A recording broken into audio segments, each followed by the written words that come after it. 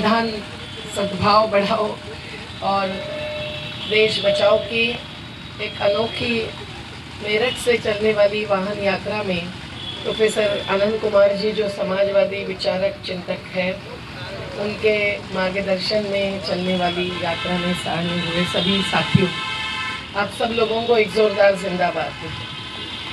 आज तक तो हम जिंदा हैं, आबाद भी है, ये मान कर चलते हैं, लेकिन जब मेरठ में आए थे हिंसा के बाद, तब का दुखद चित्र मैं कभी नहीं भूल सकती। और अभी खबर मिली कि जो चाचा खड़े हुए थे खटले पर, रोटियां रेस्टोरेंट में सेकने वाला उनका युवा बेटा रोजगार के बाद वापस आ रहा था घर, तब बिना कारण मारा गया था।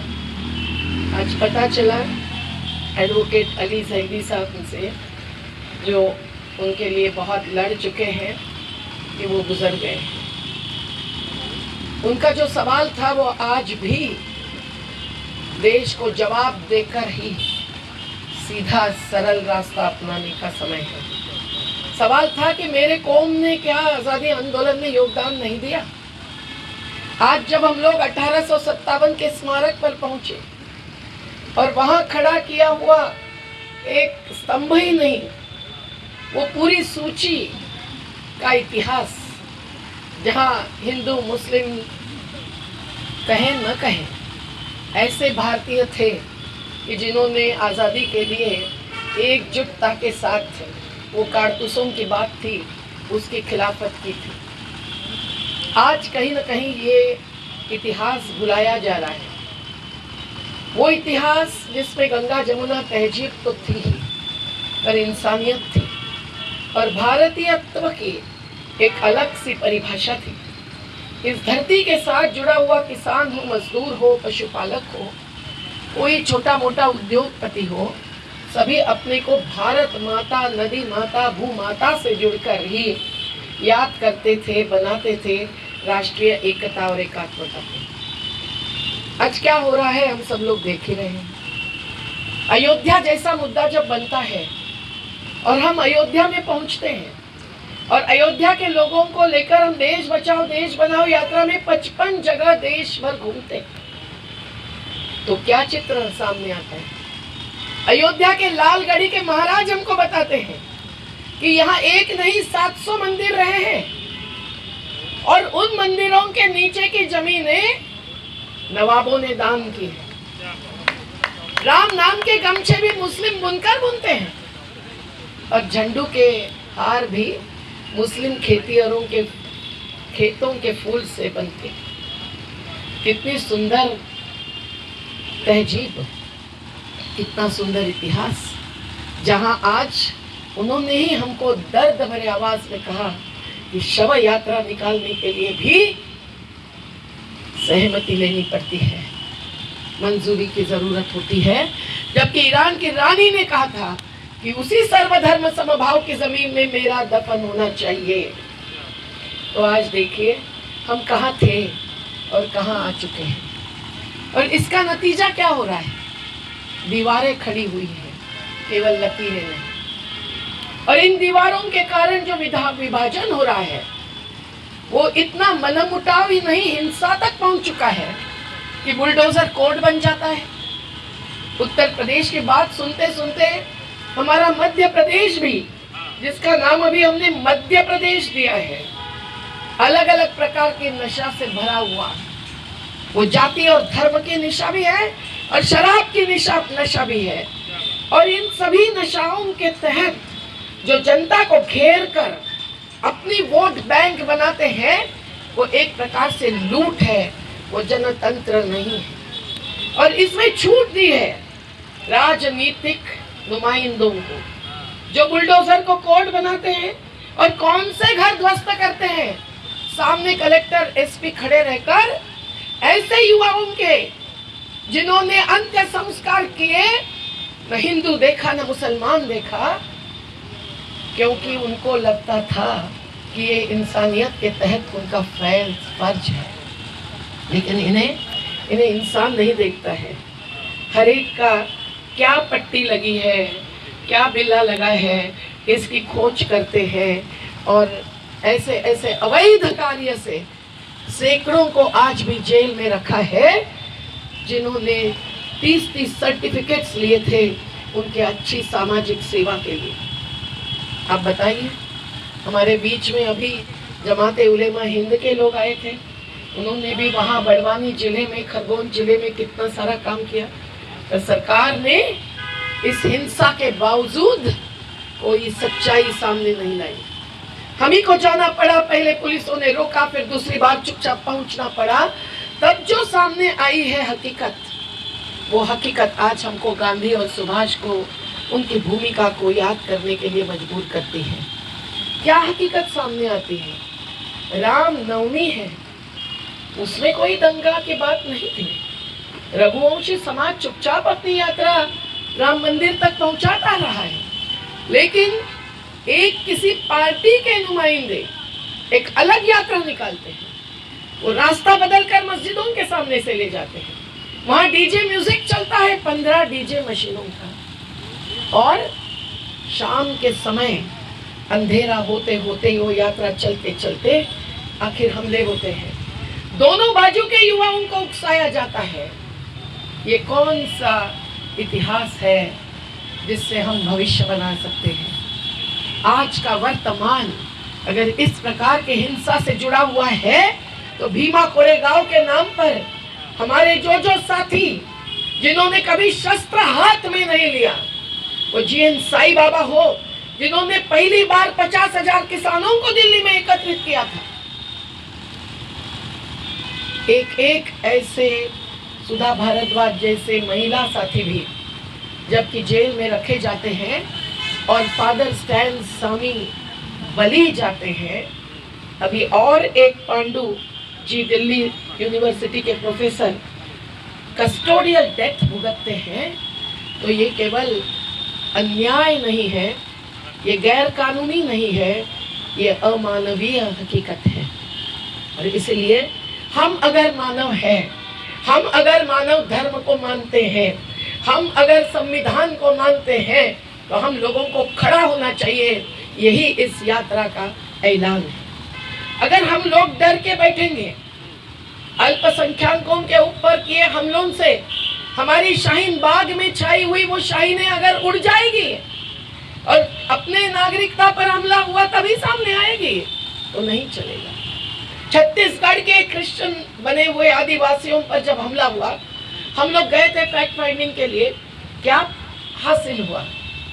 वो मुख्यमंत्री जी ने शुरू की हुई हकीकत नहीं थी, पिछले दरवाजे से कोई घुसपैठ कर रहे थे, लेकिन मुख्यमंत्री जी भी खुलेआम बोलने से रोक रहे थे। ये नहीं चलेगा। सेक्युलर सर्वधर्म समभाव समाज में होना चाहिए, ये मानने वाले। राजनीति में धर्म निरपेक्षता ही मूल्य रहेगा। ये संविधान के उद्देशिका से लेकर जो बात रखी गई है उसके ऊपर हाथ रखकर शपथ लेने वाले ऐसे सभी ने उतर आना चाहिए। देखिए, जब राहुल गांधी जैसा एक नेता जिनको पप्पू बनाया गया था, वो अगर पार्टी के जंजाल से निकलकर जन जन के बीच में चलते हैं तो कैसे जनवादी बनते हैं? कैसे संगठनों को हिम्मत होती है मिलने की और हाथ जोड़कर भीख नहीं मांगने की, हक मांगने की? आपकी पार्टी भी क्या करेगी ये तय कीजिए। हमारी चाहत है शाश्वत विकास की, ये जल जंगल जमीन बचाने की। हमारी चाहत है सही तकनीक से विकास लाने की, रोजगार निर्माण की।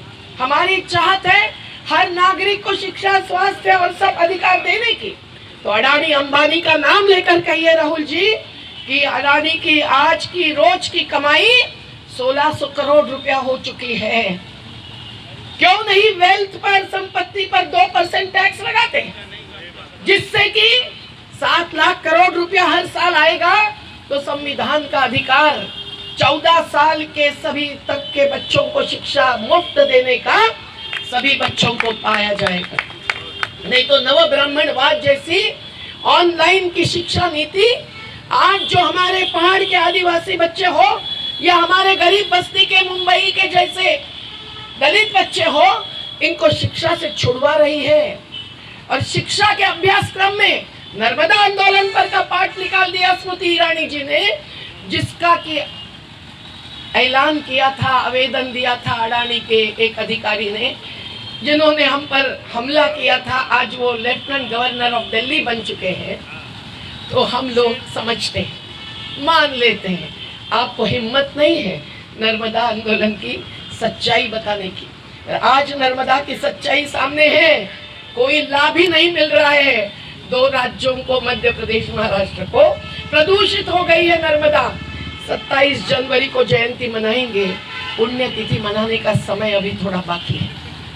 आप ऐसी एक एक गंगा यमुना की तहजीब ही नहीं, उन नदियों की भी बर्बादी जब देख रहे हैं, तब हम लोगों को सवाल करना ही चाहिए, जो संयुक्त किसान मोर्चा के किसानों ने करके हम सभी जन आंदोलनों को हिम्मत से बताया है कि वो केवल कानून निर्माण, जो लॉकडाउन में 20 घंटे में 21 संशोधन हुए कानूनों में, हमको पता भी नहीं।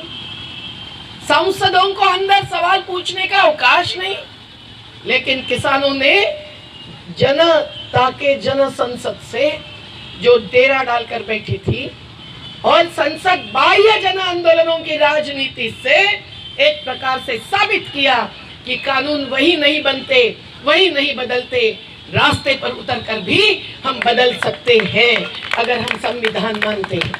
आज वही समय आया है और इसीलिए जब हम लोग कहते हैं कि हम लोगों को समता चाहिए, हम लोगों को न्याय चाहिए और उसके लिए सही टैक्स प्रणाली चाहिए, और सरदार पटेल के पुतले तो खड़े होते हैं, पर सरदार पटेल अगर आज होते तो जिन संस्थानों को उन्होंने हासिल किया था, एकजुटता लाई थी, कश्मीर की थोड़ी आज़ादी भी मंजूर की थी, बहुत ही खूबसूरती के साथ, संवादशीलता के साथ, लेकिन आज वो जिंदा होते तो अंबानी अडानी के संस्थानों को जब्त करवा के रहते हैं। इस पर नहीं बोला जाता है।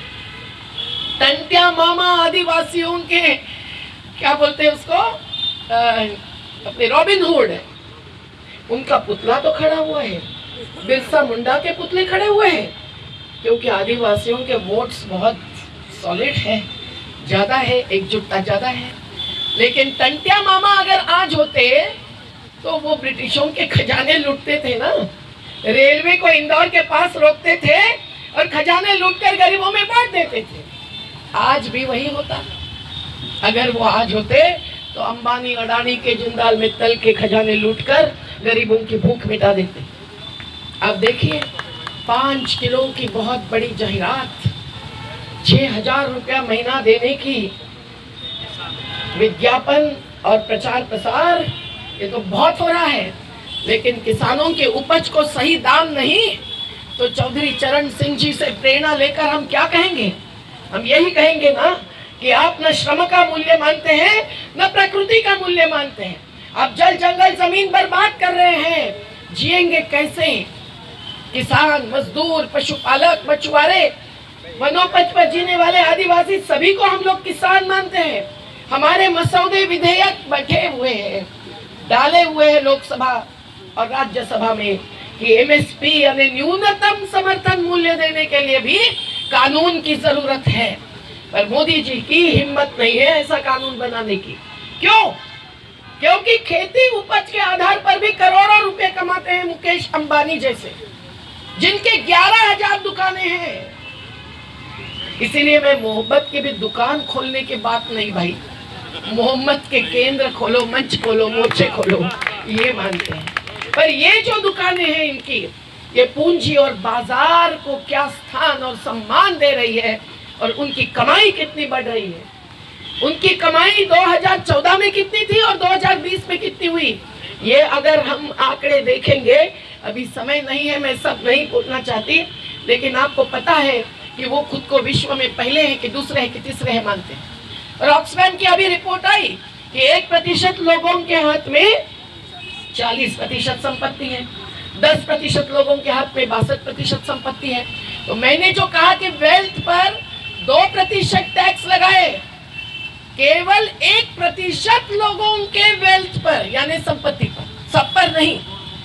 पूरा भारत टैक्स फ्री हो जाएगा अगर सही टैक्स लगाया जाएगा इन पर। तो और उसी से 7 लाख करोड़ रुपए आएंगे। वारसाई की संपत्ति पर अगर 50% एक बार टैक्स लगाएंगे, जैसे मुद्रांक शुल्क लगाते हैं संपत्ति हस्तांतरित होते हुए, तो 9 लाख करोड़ रुपए आएगा। ये 16 लाख करोड़ से क्या किसानों के हर उपज को दूध सहित, वनोपज सहित, पहाड़ी अनाज सहित, गेहूं, मकाई, गन्ना सब पर क्या सही दाम नहीं दे सकते? उत्तर प्रदेश में गन्ने की लड़ाई तो बहुत चली है। आज मैं भी एक पत्र दे के आई कि 14 दिन में अगर पेमेंट नहीं होगा तो 15वें दिन से 15% ब्याज देना पड़ेगा।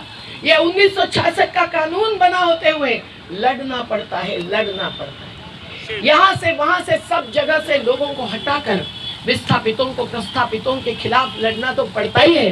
पर जिनको लाभार्थी बताया जाता है वो सूखाग्रस्त इलाका कच्छ जैसा भी सूखा ही रहता है, एक भी किसान को पानी नहीं मिलता है। तो मोदी जी गुजरात चुनाव में कहते हैं हमने पानी रोका। बहुत शक्तिमान मानते हैं वो आंदोलन जीवियों को। हाँ, हम आंदोलन जीवी तो है ही, क्योंकि सुभाष चंद्र बोस जी ने जो संघर्ष किया वैसा युद्ध सेना बनाकर तो आज हम नहीं कर सकते। पर हमारी जनशक्ति हमारी शक्ति है, हमारे जन जन की सेना ही हमारी सेना है, और उसमें आप सब लोग भी शामिल हैं। तो ये नफरत मिटाने के सिवाय तो अस्मिता में उलझे हुए लोगों को एकत्रित आना, एकत्रित करना और उसके आधार पर संवैधानिक अधिकार लेकर रहना ये संभव ही नहीं है। आज बस्ती बस्ती में क्या पहुंची है बात, और हम क्या देख रहे हैं देश में होने का। मुंबई के गरीब बस्तियों में हमारा घर बचाओ घर बनाओ आंदोलन है, वहां भी तू हिंदू है कि मुसलमान है ये बताया जाता है। और इसके कारण कभी भी नहीं हुआ था ऐसा कि उत्तर प्रदेश और बिहार से आए हुए लोग खुद को भारतीय क्या मुंबई वासी ही मानते थे। लेकिन आज तू कौन से जगह से आया है, तू कौन सी जाति का है, ये माना जाता है। क्या लोग जानते हैं कि राजस्थान में एक दलित बच्चे को मास्टर के लिए आरक्षित मटके से प्यास बुझाने के लिए पानी पिया गया, इसलिए मार डाला गया। ये कितना अमानवीय है। अगर हमें ये मंजूर नहीं है तो अपने अपनी जाति समाज के त्योहारों में, महोत्सव में, अपने अपने जाति समाज के उद्घोष में केवल भूले भुलैया में पड़े रहना हम लोगों को नामंजूर करना चाहिए। अगर लिंग भेद भी हमें नामंजूर है तो नारी के सहभाग बिना हर बदलाव अधूरा है, ये जयप्रकाश जी के आंदोलन का भी एक नारा था। पर आज अगर बिल्किस बानो पर जिस प्रकार से अन्याय होता है, जिसके आंखों के सामने मां पर बलात्कार हुआ, खुद पर बलात्कार हुआ, 3 साल के बच्चे को मार डाला और घर के 13 लोगों की हत्या हुई, उसके हत्यारों को छोड़ लाकर झूठे कानूनी आधार पर उनका सम्मान होता है, फूलहार होता है, तो क्या हमारी हिम्मत नहीं हुई कि हम रास्ते पर आकर बोले कि बिल्किस बानो तुम संघर्ष करो, हम तुम्हारे साथ हैं। ये केवल महिला संगठनों की बात नहीं है, ये केवल दलित संगठनों तक सीमित मामले नहीं है। हम सब लोगों को जो इंसानियत मानते हैं, जो जाति धर्म पंथ प्रांत के पार केवल हर नागरिक का संविधान का अधिकार चाहते हैं, उन्हीं लोगों को एक होना चाहिए। और बुद्धिजीवी और श्रमजीवियों का समन्वय जो राहुल गांधी जी की यात्रा में तो दिखाई दिया, पर सही सवाल यह है कि यात्रा के बाद क्या होगा।